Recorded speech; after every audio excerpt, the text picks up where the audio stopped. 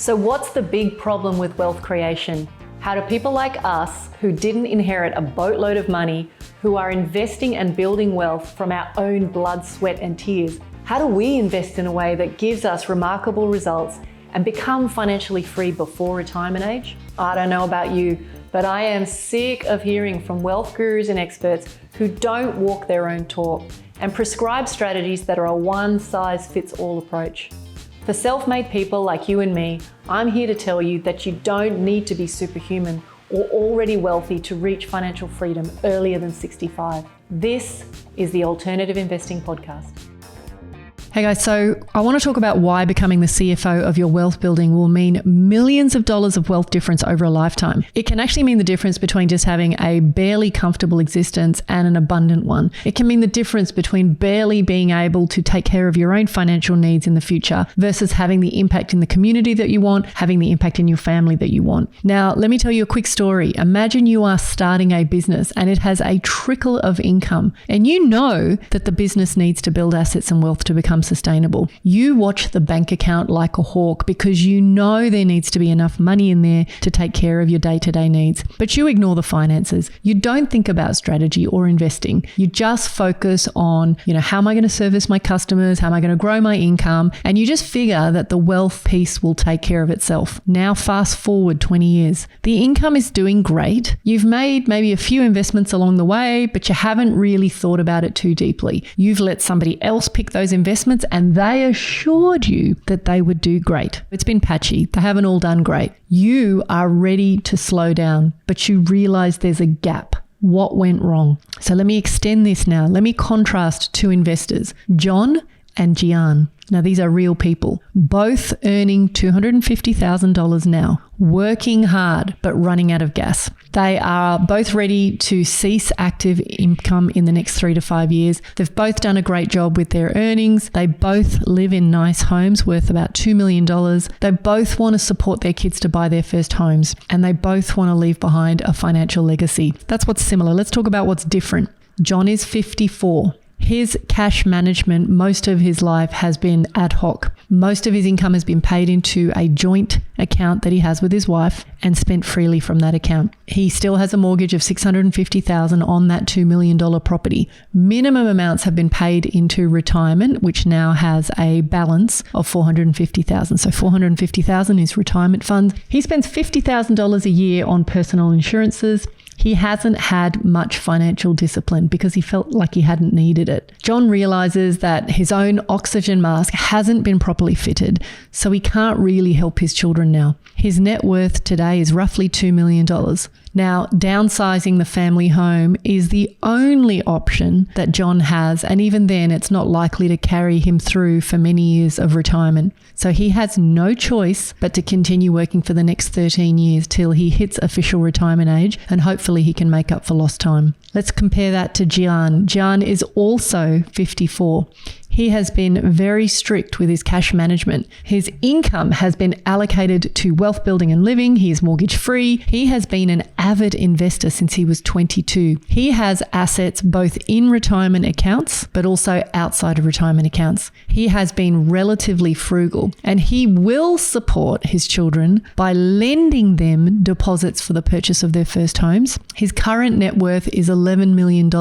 Now, Gian has been self-insured for many years now. He loves his family home and he intends to stay put. Now, he can retire in the next couple of years very comfortably because the assets outside of his retirement are generating more income than he needs to live. So again, the big question is why? Now, I want to drill down into one overarching reason, and that is that you must become your own CFO. Now, before we get into it, I think it's really valuable to say, well, what exactly is a CFO? What does a CFO do? So for those of you who are not aware, a CFO is a Chief Financial Officer, and it's most commonly used in reference to a senior executive responsible for managing the financial actions of a company. So they don't do the bookkeeping, they don't get into the nitty-gritties of 2 cents missing here and there. They are responsible for managing the financial actions of the company. So you would have various financial people, the accountant, the bookkeeper, reporting to the CFO so that they can make great decisions. So the CFO is a financial controller who handles everything relating to cash flow, financial planning, and taxation issues.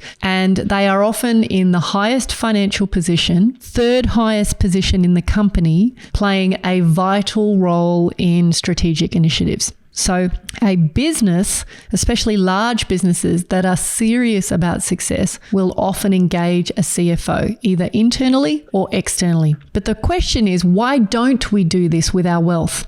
So let me explain to you, what does it mean to be your own personal CFO when it comes to your own wealth building? So obviously our two stories today of John and Gian illustrate that somewhat, but I want to pull it apart a little further. Before I say that, I think it's important to understand that when you take $1 out of your pocket today to invest, it might seem like you're robbing your lifestyle, but there's another way to look at it. When you spend $1 today on your lifestyle, instead of investing, what you're actually doing is robbing your future lifestyle. So the question is, how much do you care about your future lifestyle? Does your enjoyment of the now have to come at the expense of your future self? Are you happy to work longer earning active income so that you can enjoy the now? Or are you prepared to move on that spectrum of caring all about today or caring all about tomorrow till you find the happy medium? There is no right or wrong, but I am pointing out that not enough people make a conscious decision about where they sit on that spectrum. So coming back to the question, what does a personal CFO do? Meaning, when you are your own personal CFO, what is it that you do? So the first thing we've already touched on is you manage cash flow. You make sure that money is allocated to investments for the future as well as lifestyle for today. The second thing you do is you practice making your own investing decisions. Now, especially when you're younger, you're not always going to get this right. But if you can cultivate the idea that you want to retain control, then what you need to do is work out, how do you stack the odds in your favor? How do you learn to consistently make good decisions? And that takes time, education,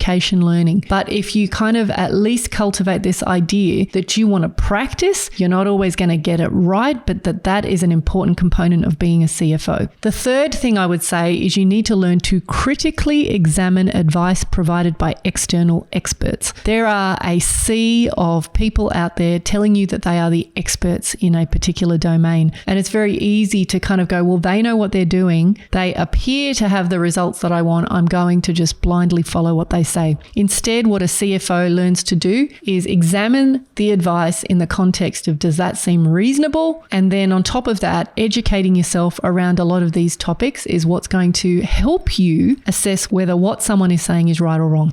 The next thing I would say is you need to focus on choosing investments that align with your goals and risk profile and deliver you the performance that you need over time. So this is within the context of this idea of play the long game. The reason I'm bringing this up is I speak to so many investors, both at the beginning stages of their life and also at the end of the runway. And they're still continuing to chase a quick buck. They're still continuing to think about, how does the ROI on this one deal get me to where I want to be? And instead, what I'm suggesting that you do is you step back and you focus on sustainability of investment decisions and making good decisions. The next thing I will say is you need to be tax aware. So I'm not saying you need to be a tax expert, but you need to understand the tax implications of different decisions, of different structures, of how that makes the difference over time in your world. Sometimes people rush into kind of setting up companies and trusts and all that good stuff because they think it saves them $1 in tax today, but they're not looking down the track. There are very few loopholes in our local tax law. And so what we need to be doing is making sure that we structure for sustainability again. It's not about becoming an expert. It's just about being conscious and aware. And the way that you become conscious and aware is you read stuff, you speak to people who are experts in the field, and you kind of get good at weighing up the pros and cons. And then the final piece of being a successful CFO that I think is really worthwhile sharing is this idea of learning to project decision making. Now, one of the things that I became very good at after I started investing is saying, if I invest in this today,